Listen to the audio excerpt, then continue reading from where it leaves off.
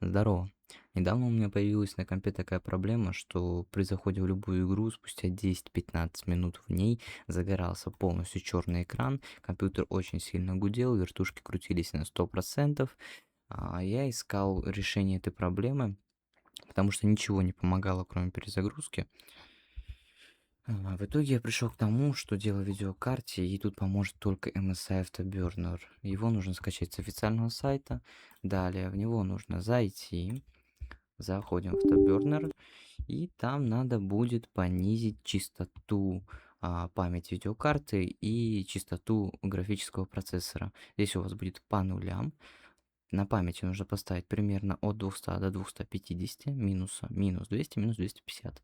А на графическом процессоре нужно сделать либо 100, либо 150 в этом радиусе. Просто сохраняем, сейвим это. Все.